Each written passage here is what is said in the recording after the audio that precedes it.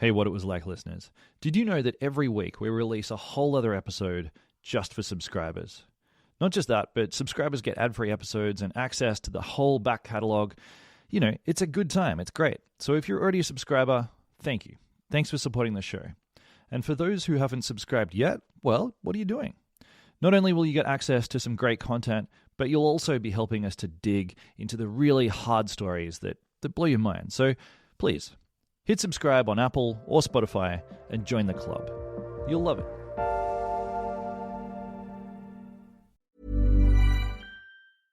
This holiday, Verizon is helping you bundle up incredible gifts and savings. You'll get the latest phone with the new line on My Plan and a brand new smartwatch and tablet. No trade-in needed, even on our lowest price plan. That's 2 gifts for your family and 1 for you. Or 2 for you and 1 for someone else. Or 3 gifts for you and only you. Either way, you save big on 3 amazing gifts at Verizon. All on the best 5G network. Visit Verizon today. Rankings based on Root Metric Root Score report dated 1/8/2025. Your results may vary. Service plan required for watch and tablet. Additional terms apply. Most people overpay for car insurance, not because they're careless, but because switching feels like too much hassle. That's why there's Jerry, your proactive insurance assistant. Jerry compares rates side by side from over 50 top insurers and helps you switch with ease. Jerry even tracks market rates and alerts you when it's best to shop. No spam calls, no hidden fees. Drivers who save with Jerry could save over $1,300 a year. Switch with confidence. Download the Jerry app or visit jerry.ai/ACAST today. So imagine this. You're standing on the beach when you notice something strange. The horizon just doesn't look right. At first, all you can see is a thin, white line. But the line starts to rise up, and you realize it's not the horizon at all. It's actually a 30-foot tall wall of water, and it's racing straight towards you. What would you do? On the day after Christmas in 2004, a 9.1 magnitude earthquake hit off the coast of Indonesia, triggering a devastating tsunami. It struck Thailand without any warning. No alarms, no cell phone alerts, no evacuation. In this season of Against the Odds, experience one of the deadliest natural disasters in history through the perspectives of those who did everything they could to survive. Follow Against the Odds on the Wondery app or wherever you get your podcasts, and you can binge all episodes of Against the Odds Tsunami in Thailand early and ad-free right now on Wondery Plus. Super real.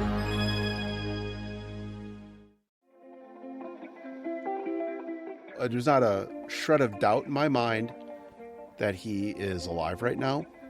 He might even be listening to this podcast. I would ask him to turn himself in. You've done your time, but now it's time to come and answer some questions. And I'm available. Hey, I'm Julian Morgans, and you're listening to What It Was Like, the show that asks people who have lived through big, dramatic events what it was like.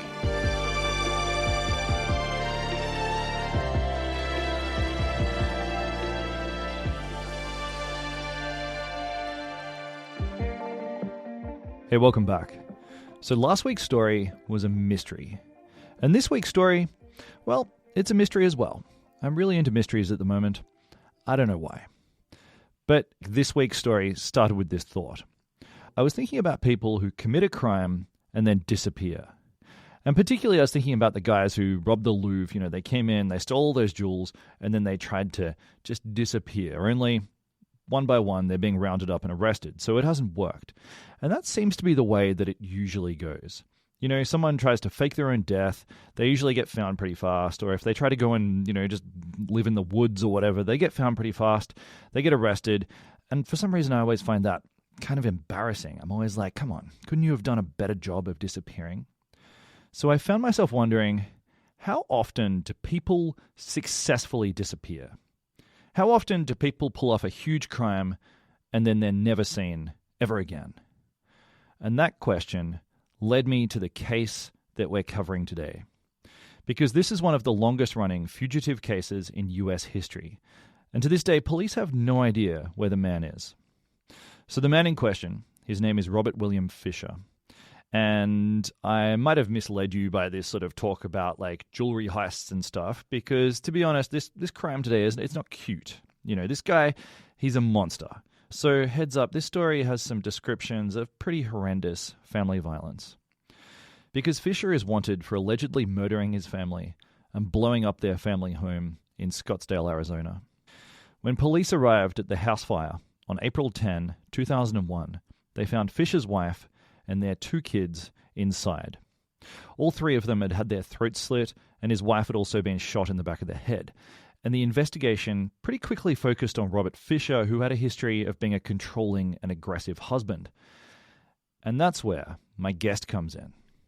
Today I'm speaking with Detective Hugh Lockerby, who is the Scottsdale detective who was assigned to the case. Hugh was there in the morning that the house burned, and he's followed this investigation ever since. And as you'll hear, it's taken a real toll on him. I think every detective that I speak to on this show seems to have this one case that they can't shake. You know, they'll talk about staying awake at night. There's this one case, this missing person, or this, murdered child, or there's something that just sticks in their head. And for Hugh, this is absolutely this case. And he's really open. He's really emotional. And as you'll hear today, he still believes that Robert Fisher is alive and he's hiding somewhere. And that's interesting, right? Hugh is suggesting that this man has committed this crazy, horrible, big crime, and he's successfully escaped, and he's alive, and he's hiding, and he's evaded authorities for 25 years. But the big question is, how has he done that, and where is he? And therein lies the mystery. And before we get into the story, just a quick note for subscribers. We've got a great bonus episode this week waiting for you right now. Since we're deep into mysteries at the moment, this week's subscriber-only episode looks at one of the biggest of all of them, and it's the disappearance of Malaysian Airlines flight MH370. That's for subscribers, but anyway, on with the show. This one is for all of you. Here is my conversation with Detective Hugh Lockerby.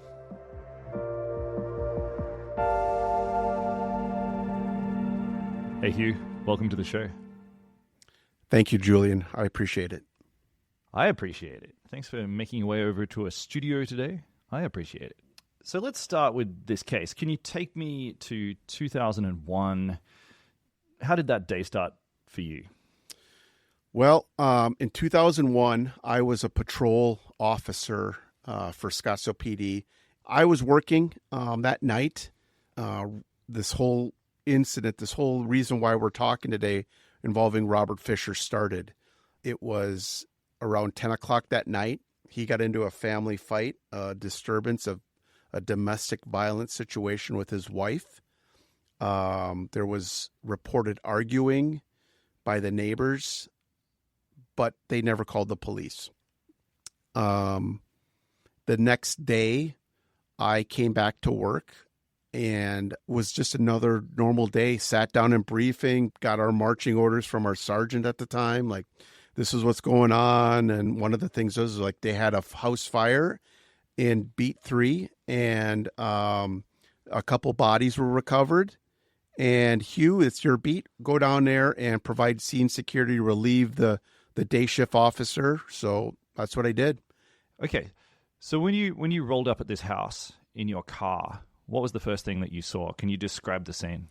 A huge amount of people kind of milling around the area. The home is situated at the end of a cul-de-sac, and Fisher's house was kind of on the northeast corner of that cul-de-sac, right at the end. And there were fire trucks everywhere, water rolling down the street still, a humongous van that was called the command van from the police department, where detectives were kind of coming in and out of, crime scene tape at the end of the house. The house is in rubble. It's, I wouldn't say smoldering, but there's definitely, you could tell that there was a fire there. The house is gone practically. There's a truck in the carport that's severely burned. Yeah, to set the stage, it was kind of different, not something that you see every day. What was different about it? Just the fact that it was a residential house? The smell, the burnt, you could smell a home being on fire. It was different because of the fact that you just knew that there were people on the inside. So there were 3 bodies in the home. three in individual beds, individual rooms. There was a lot of rubble from the fire department putting out the fire. The house exploded from a gas leak, an intentional gas leak, and it just exploded. Flames coming out of the gas line. So there was a lot of damage, but the bodies of each of the individuals were pretty severely burned, but you could still make out that they were humans. The detectives could tell right away that obviously these are small children. They were 8 and 10, I want to say, and then a larger, a human, obviously learning later to be Mary Fisher.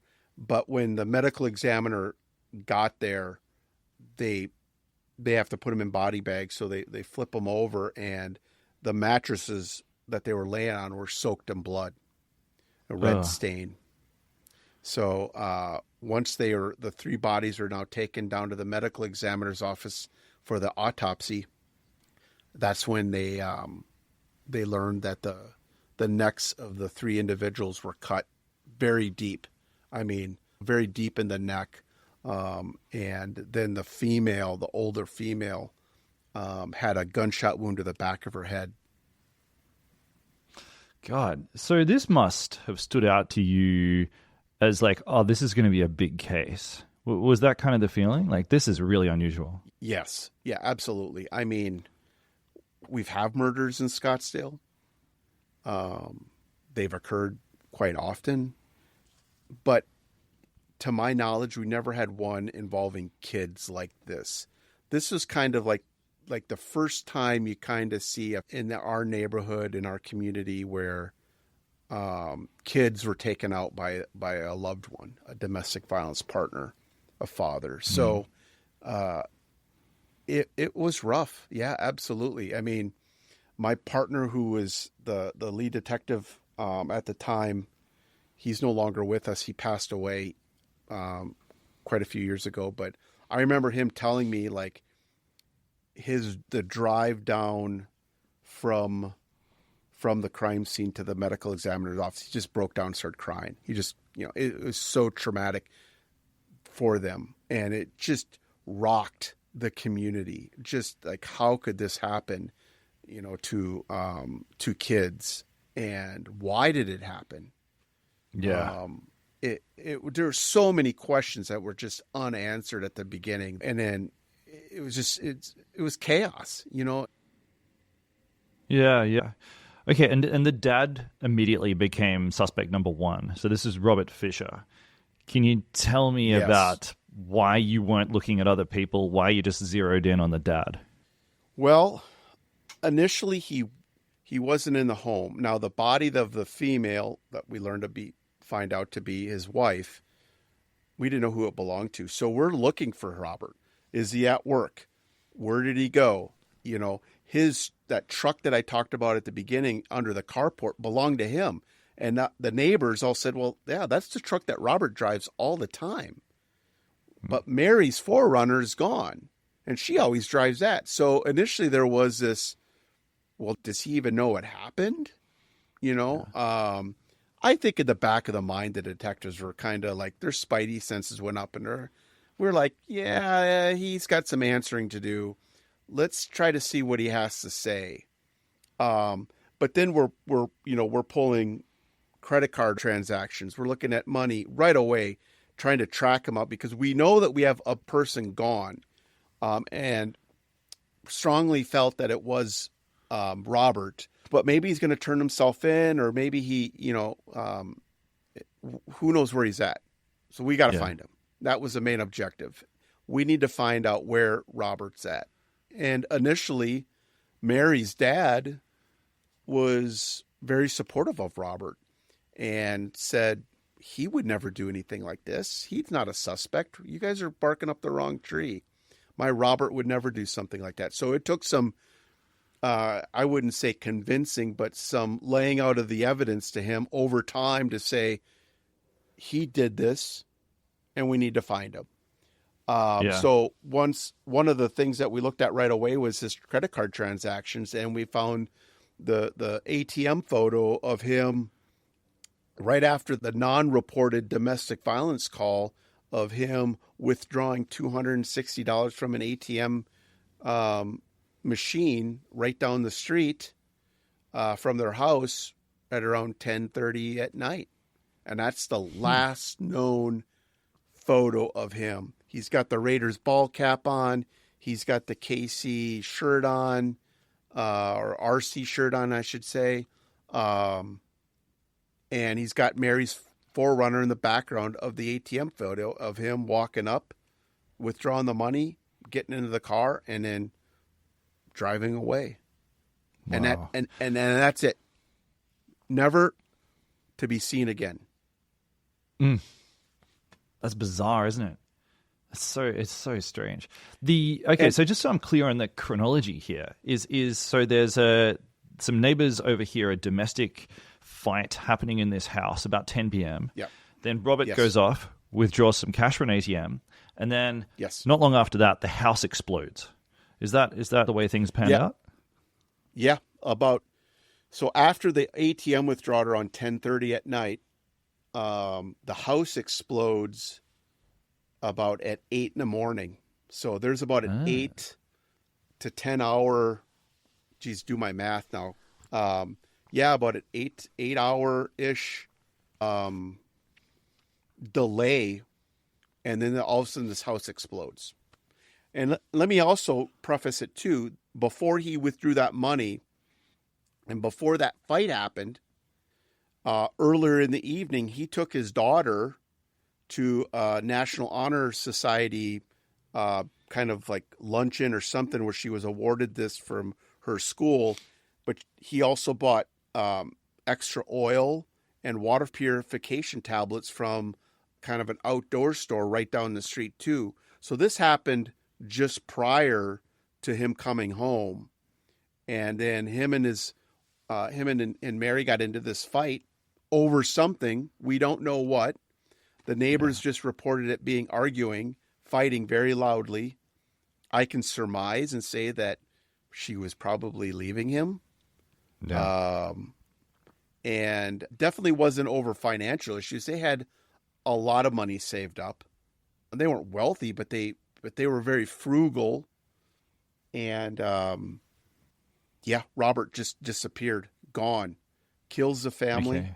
Our forensic analysis told us that, and I don't mean to fast forward and jump ahead, but it helps kind of lay the audience their picture is he potentially dumped some sort of a liquid down the hallway, around the beds, removed the cap of the gas line, turned the gas on, put probably a candle in the middle of the hallway, threw some wrapped up batteries in the garbage can of his daughter's room. Now, the timeline as to did he kill the family first and did do this, or I would imagine so he didn't get caught. He slit the throats of his son and his daughter, and then he went into his wife's room, slit her throat, and shot her in the back of the head. The coup de grace shot. And then rigged the house to explode, closes the front door, gets into her car, drives off. And now the house just sits there and just builds with accelerant and the fumes of the gas over time. And then it just exploded. It's like a pressure cooker. Yeah. God, that is so cold to be able to do that to your own family and then drive off into the sunset. Yeah. Yeah. Okay. Like nothing happened. So what was your first step to try to find Robert Fisher? Using the media to reach out to him, trying to call him, track him down by the use of his credit card or whatever. And then kind of a statewide all points bulletin, APB bullet, like be on the lookout for this guy. We need to talk to him. And sure enough, 10 days after the murder, we get this one call that comes in from some people from Mesa, Arizona, which is next to Scottsdale. It's a suburb. And they call in and say, hey, we got a call from a friend of ours who's camping up in northern Arizona outside of a town called Young. And he saw that Forerunner in the woods. And so we thought, well, that's somewhere where Robert would like to go. He likes to hunt. He likes to fish. And so we sent helicopters up there and circled the area. And sure enough, there's the Forerunner. Well, now it's all hands on deck. We got a hold of the sheriff's department up there. And we sent our SWAT team up there and treated it like he's alive and he's somewhere hiding in the cave or hiding in the mountain up there. And we searched for him for the next few days. We found the car. We found his dog that he took with him, Blue. Dog was alive? The dog was alive. It had some porcupine needles in its nose. It was circling the car. And we searched caves. We threw smoke grenades into the caves to try to flush him out. Tried to track him using professional trackers. And nothing at all. Wow. That seems, it seems unusual to me. I'm not in law enforcement, but it seems to me that you'd have found some footprints going in some sort of direction, or you'd have found some items of clothing. It's very heavily treed, a lot of pine needles on the ground, so it's not like it's muddy at all. The hat that he was wearing that's seen in the ATM photo on the seat of the car, the coffee cup right there, and that's it. Wow. Okay, so to your way of thinking, what are the options here? What's happened? Somebody helped him. Somebody helped him get out. Someone, ironically or unknowingly, picked him up, gave him a ride. He stashed a vehicle or some sort of ATV up there, and that was his exit plan. And he's successful with it. Okay. So right now, do you think he's alive or dead? There's not a shred of doubt in my mind that he is alive right now. He might even be listening to this podcast. I would ask him to turn himself in. Okay. You've done your time. You've had your time away, but now it's time to come and answer some questions. And I'm available. Talk to him. Hey, we're going to take a quick ad break, but stick around because we'll be back with more What It Was Like.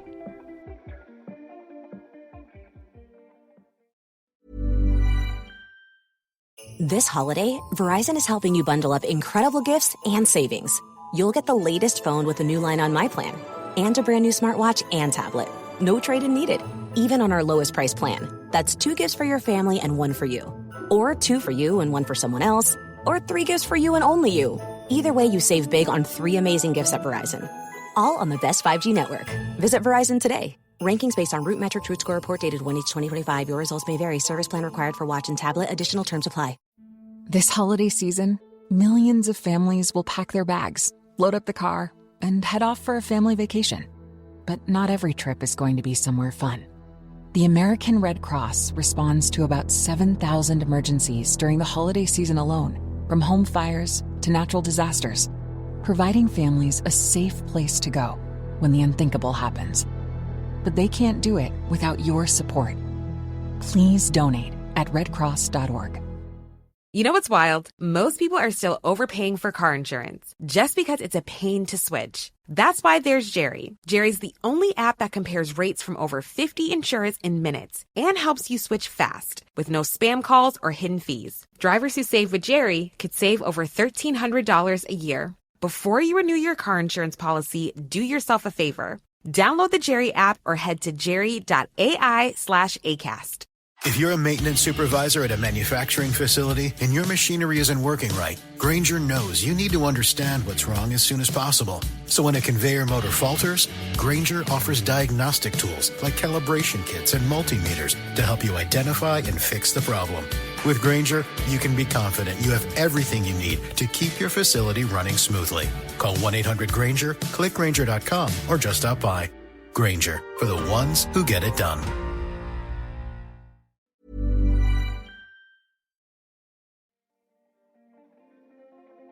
I mean, that's interesting. Assuming he was listening to this podcast, I mean, what would be a motivation for him to get in touch with you? Too much time has passed, and it's time for him to talk to us about why he had to do this to his children, to do the right thing. Yeah. Explain why. There's a lot of hurt. There's still kids that are now adults that lost their friend, that lost their church mate. Family members, his family, wants to just have some answers as to what happened that night that would cause you to create such a violent act and then cover it up. Yeah. You know? Yeah. It's really hard to swallow and really wrap your head around the evil. It really is. Julian, you just cannot, it's just so hard to explain and just wrap your head around why someone would be so evil and what would motivate somebody to take out their flesh and blood the way that he did. It's not like he shot them, which is still extremely bad and evil, but to slit their throats in the manner that he did. And then to his wife. I mean, I've been a homicide detective I was a homicide detective for 14 years. And I've seen it all, Julian. I have seen every type of death you could possibly imagine. And I'm not talking just a handful, like hundreds of thousands. We get a lot of death in Scottsdale, actually, just different types. And I've seen people take out their families too. I mean, I've been on cases where a guy's sitting on death row for killing his family. I have had them where they've a wife of 30 some years killed her husband and chopped up his body and left it all over Arizona. We have seen so much, but this has got to be just the absolute worst. And I cannot, to this day, wrap my head as to why. Why would what would drive somebody to do this? It's not drugs. We have no drug history of Robert, using methamphetamines or cocaine or something like that illicit. Maybe he had a substance abuse problem with prescription medication because of his back problems, but that shouldn't cause somebody to do this, right? Was it because his wife was leaving him for another man? I mean, we found no evidence of another man in her life. Was it because he was unfaithful? Definitely a possibility. And maybe that's why, there was always this theory with the case that, well, Robert's mom and dad divorced when he was young and he just took it so hard on him. And that's what drove him, because he couldn't allow his kids to live in a divorced family like he did. So therefore it drove him to kill. I can't accept that. Some people are just pure evil. Yeah. That's bottom line. Yeah. I mean, you must have had some criminal psychologists working on this to try to unpack who this man is. I mean, like, Yes. What have you learned? What have you learned about his psychological profile? It's been a while since I looked at it. We had one really kind of help guide us to talk to him. If we did, like, how do you approach a person like this? Is it two people in the room? Is it a male and a female? How do we approach this guy to make him feel comfortable? So he's what I remember, and working with the FBI that we brought in to help us, is extremely narcissistic, sociopathic, all about himself. And it's true. Looking back at the photos of Robert before the family, everything was about Robert. Robert with no shirt on, showing how big his muscles are. Robert with the elk head that he killed up hunting in the house as the main part of the living room. I mean, it was kind of like, you know, you have the small living room and there's this ginormous elk, you know, it was all about him. That's what the profile is. Yeah, for some reason that doesn't surprise me. And I understand he was pretty controlling as well. There's sort of like it wasn't the first case that he and his wife had argued. Nope, not at all. And no, we never had a ton of calls. I mean, we've had those cases in the past where like, oh, you know, we've been to this house 4 or 5 times and violence just kept getting worse and worse, and eventually this happened. This wasn't the case, with Robert and Mary. We did not have a ton of, you know, we didn't have a ton of calls for service where, as a beat officer at the time, would have been like, oh, well, I wonder what Robert and Mary are up to now. I mean, what they're fighting about this time. That was never the case. This was just like out of the blue. Like we've had some, you know, we had to do a lot of interviews with his neighbors just to get a little bit of a background as to what it was like to live next to the Fishers. But it was Robert going fishing on the weekends and hunting and outdoors and working all the time and a very church-going family. Well, come to find out, after interviewing, getting really deep into the interviews with a lot of the church-going members, is Robert lived a Jekyll and Hyde life. He didn't go to church like everyone thought he was supposed to. He wasn't that type that was, it was Mary. Mary and had the church drive, the spiritual background, wanting to raise her kids in a religious settings. Robert wasn't like that. Robert really? That. So he wasn't the person. He was faking it in the sense that he was going to the church, but he was just sort of tuning out, or he just wasn't even going to church. Yeah, he wasn't going to church, but when he was there, he wasn't engaged. He, you know, even in the men's group, like he would turn around the conversation onto him. Like he wasn't there like the other people were there to be in church. Yeah, sure. Yeah, okay. I mean, I'm thinking from the FBI's perspective. I mean, I guess from your perspective on a sort of Scottsdale sort of like local law enforcement level, this case is really unusual. But I'm thinking from a national perspective, you know, across the US, cases where narcissistic, sociopathic men murder their wives are actually fairly commonplace. I'm sure that happens, you know, sadly all the time.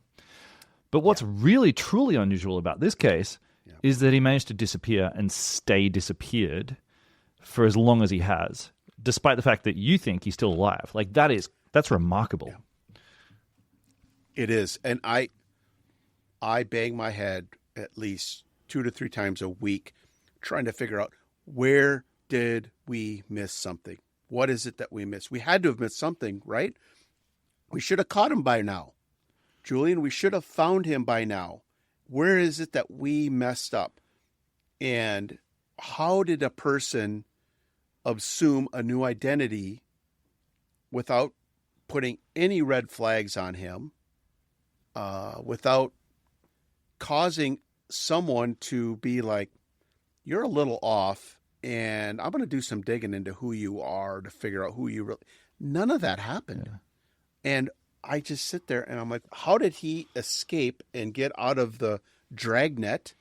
You know, he had a 10-day window in front of us, which allowed him a little bit of an opportunity to get out. But how did he do it? And that's where that's where a lot of us that have worked the case or part of it kind of start to go our own different ways as to our theories. There's some out there that think, well, you've never found him. You've never located him, so he must be dead, right? I just can't buy that story just because I have no proof of that. I have to believe that he's still alive.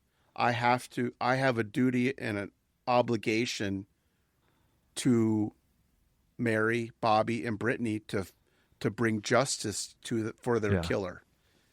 to bring justice to the family of this. We have that, and we can't just shelve it and say, well, he must be passed on. So there's no point in putting any effort into it because he's dead, because we have no evidence to show that he's alive. And that's just not the right way to think about this. We can't allow our the community to believe that we'll give up on this.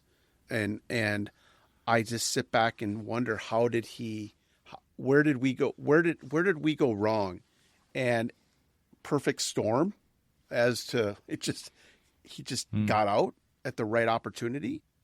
And so the conspiracy theorists that know the case very well are like, well, he died in a cave. Well, we examined that. We looked into that. The FBI and I met with the caving community.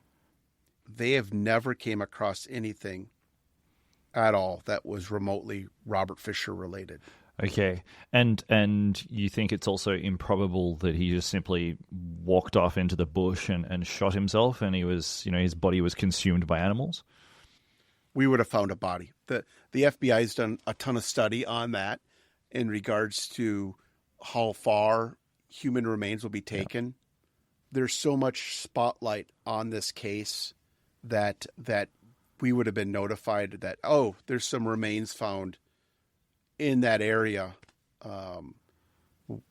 Just speaking off the cuff, I mean, in 2007, we recovered a bone in Scottsdale that was linked to a 1977 missing person case. Really? 30 years later. Wow. Okay. Yeah. So, I mean, that and that stuff happens. Yeah. Yeah. So when I say that we've done our due diligence to make sure that if, from a forensic standpoint to a notification standpoint, that unidentified bodies, teeth, skulls, all that stuff we would have been notified of that. Yeah. Okay. So, I mean, I guess it's been almost 25 years since he disappeared. In that period, have you had sightings? Like what has been the closest moment you've felt like you've had to a resolution? Wow. Well, we've had a ton of sightings. Obviously Arizona's proximity to the Mexico border really kind of helped generate a lot of focus. Like, oh, he went off into the wild west of Mexico. Yeah. And he disappeared in Mexico. So we had that. We've had sightings in Mexico. We've had sightings in England. We've had sightings in Guatemala, Honduras, Canada. In 2004, we had this person that we got notified by the RCMP of the Royal Canadian Police in Canada, notified us of an individual that they had in their custody that was Robert Fisher. So they sent us the photos, and I'll be damned, it was close. He had a scarring on his back where Fisher had a surgery on his back. He had some marks on his ankles, like consistent, almost like burn marks. He looked just like him. He wasn't giving his name, and fingerprints said it wasn't him. Wow. And so there's always been that theory, well, did he fake his fingerprints or do something like you'd see on movies and stuff? That never happened. That wasn't him. Once you looked at it more and more closely, it wasn't him.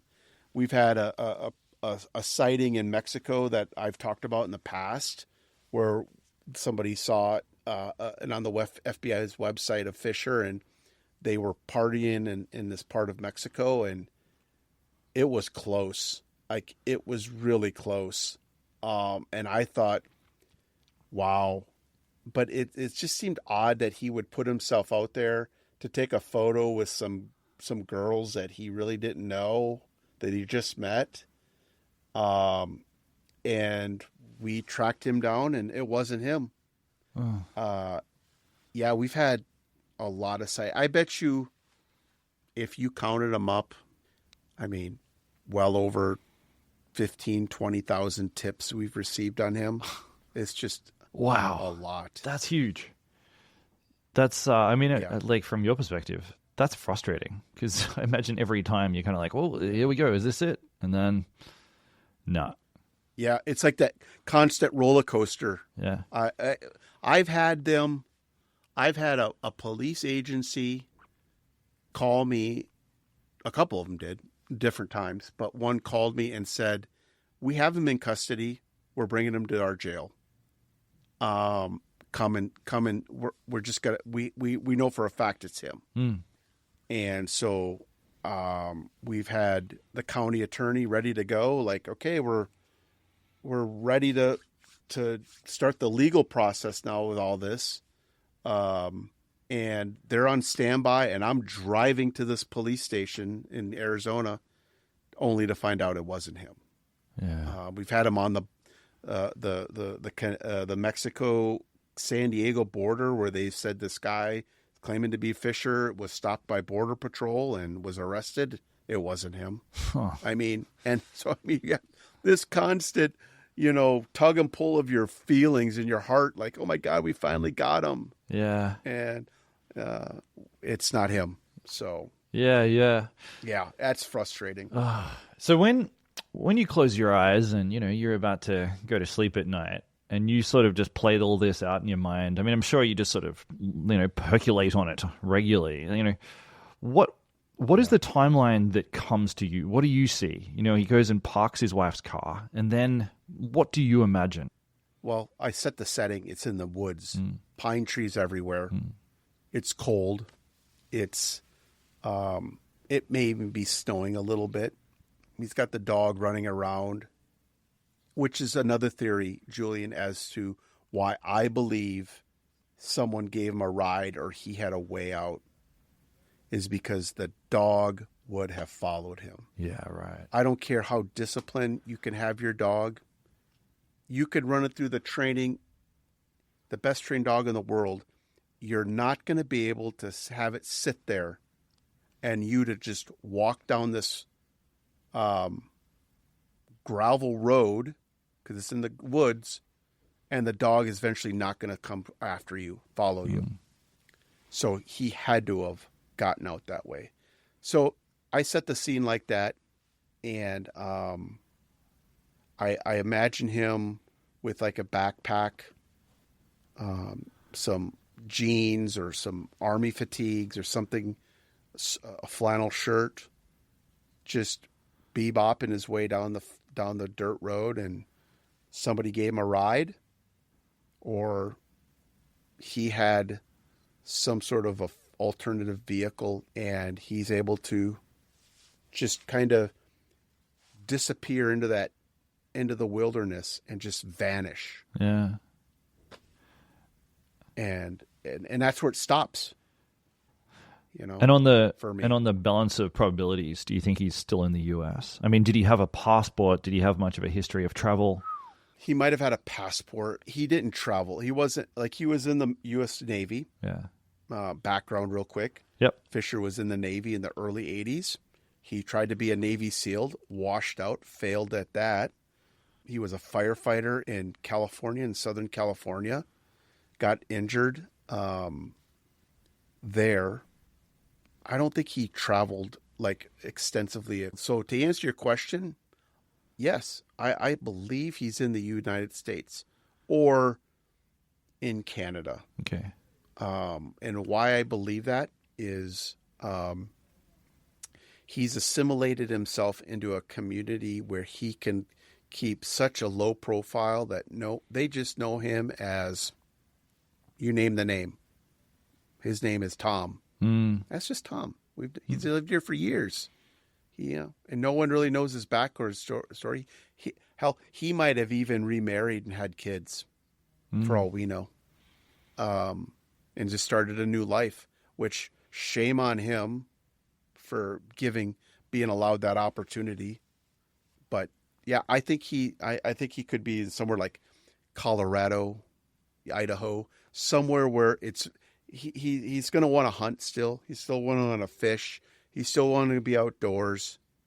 And that was, kind of our focus as to if someone's like this that dated, married, you name it, friends with neighbor, that has got a narcissistic personality that you just don't, kind of acts weird or odd, or, has that type of background, that fissure that we've kind of profiled over the years.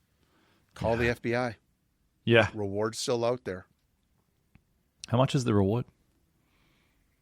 Gosh, I want to say if it's over $100,000. I just can't remember off the top of my head. That's all right. That's okay. Do rewards go up with inflation? Yeah, hopefully. That'd be good, because it's been almost 25 years. It'd be a pretty tasty reward by now. Absolutely. Yeah, absolutely. Yeah. Okay. I mean, when you look across, the sort of the landscape of cases that you've worked on and cases that you've heard about, is this one of the very few sort of most wanted cases where nothing has ever popped up ever again? You've never found a body. You've never, there's never been any sort of bank account activity. Is this anomalous for those reasons? Yes, absolutely it is. It's the only one that's gotten away from us. It's like this nagging black cloud that's kind of hovered over us. We just have never been able to get finality to it. And we've got no other person like this that's gotten away, that's committed a murder in general. We've got unsolved cases, but nothing like this. We've got, organized crime figures in the United States, that mafia type or cartel related, that have killed lots of people. Yes, absolutely.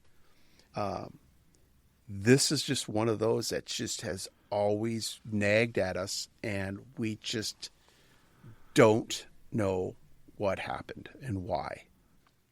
At the office, does this case come up in conversation often, or is it sort of weekly, daily? Yeah, really? Yeah, absolutely. Yep. Is that a desire for justice, or is there a sort of element of, like for you personally, is there an element of not wanting to get beaten, or almost like competitiveness? I've taken my lumps over the years, and I don't think it's really competitive. It's more about this pursuit, this oath of honor of being a homicide detective, of being in this type of work, of that drive of ensuring that victims have a voice. And that's the way I approach it. And that's why I won't let it go. It's not about me anymore. And it's never been about me. Like I don't want to sit here and do an interview with Julian from Australia over this. Yes, you do. I mean, I do it because I want to make sure that the family, Bobby and Brittany, know that I am not giving up. Yeah. We're not giving up. We as the Scottsdale police are not going to give up on them. Mm. And I want them to know that. I want their families to know that we still think about them every single day. And that we will not, just because their deaths are now 24 years old, that we have forgotten about them. Because we have a duty and a responsibility to cross every T, dot every I, ensure that this case is, no matter what type of case it is, whether it's a aggravated assault case, whether it's a homicide case, it doesn't matter. We are going to ensure that we will not forget about them. Yeah. Yeah. I mean, let's unpack that a little further. I mean, what would you say that you've personally learned from this case? Pretty simple. And it goes like this. 3 strikes and you're not out. There's always one more thing you can do. And you have to approach cases like that, life like that. You have to approach what you do in your work or personal life or your loved one's family, whatever it is. But especially with this case, that taught me that never give up. But just because you got like 3 strikes, you're not out. There's always one more thing you could do, because I found that in this case. I thought we ran into dead ends, and we ran into things early on in the case where it was like, well, hasn't shown up yet. Move on to the next one. And a lot of times there was times where you know, it was kind of, we hit that rock in the road, and then all of a sudden you're looking at something, and it might have been the 20th time you've looked at that case or that photograph or read something, and you're like, holy shit, I never saw this before. Why didn't I see this before? There's a famous saying I learned from a retired Los Angeles Sheriff's Department detective at a conference. And he had done some very high profile cases, and I've always kind of listened to what he has to say. And he said, for the want of a nail, the kingdom was lost. It's an old Ben Franklin saying. And what he was getting at is the devil's in the details. And that's what I learned, Julian, is the details are so important on cases like this. Just to kind of answer your question in a very long-winded way, but yeah. It's a good answer. I want to finish with just a real simple thing, and that is, do you have a message for the public? You know, do you have a message for anyone who's living or might be married to someone with a mysterious past? You know, what would you say to them?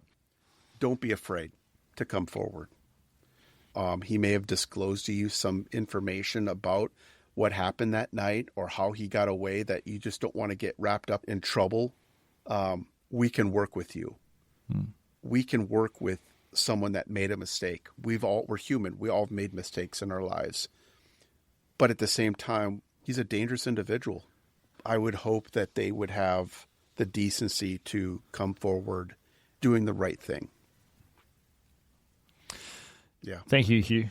Thanks so much for your time and for running us through this story. You're welcome. Yeah. Anything that I can do to help and to keep that message alive, that's what I'm here for. It's been a real honor and a privilege to talk to you, Julian. Hey, before we go, just a quick note for subscribers. We have a fascinating subscriber-only episode waiting for you right now. Since we're deep in mystery country, this week's subscriber-only episode looks at one of the biggest of all time, the disappearance of Malaysian Airlines flight MH370.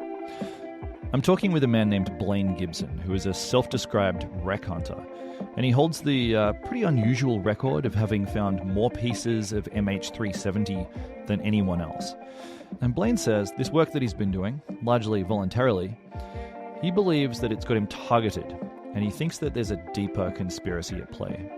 It's a pretty wild, gripping conversation, and it's live now for subscribers. So go and check it out if that is what you are.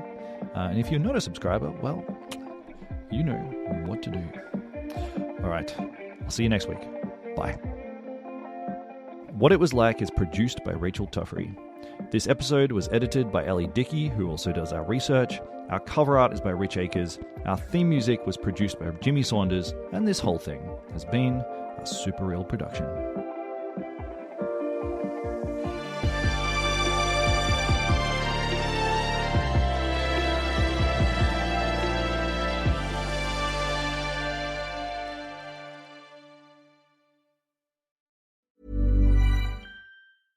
This holiday, Verizon is helping you bundle up incredible gifts and savings. You'll get the latest phone with the new line on My Plan and a brand new smartwatch and tablet. No trade-in needed, even on our lowest price plan. That's 2 gifts for your family and 1 for you. Or 2 for you and 1 for someone else. Or 3 gifts for you and only you. Either way, you save big on 3 amazing gifts at Verizon. All on the best 5G network. Visit Verizon today. Rankings based on Root Metric Truth Score report dated 1/8/2025. Your results may vary. Service plan required for watch and tablet. Additional terms apply. Why choose a Sleep Number smart bed? Can I make my site softer? Can I make my site firmer? Can we sleep cooler? Sleep Number does that. Cools up to 8 times faster and lets you choose your ideal comfort on either side. Your Sleep Number setting. Enjoy personalized comfort for better sleep night after night. It's our Black Friday sale. Recharge this season with a bundle of cozy, soothing comfort. Now only $17.99 for our C2 mattress and base, plus free premium delivery. Prices higher in Alaska and Hawaii. Check it out at a Sleep Number store or sleepnumber.com today.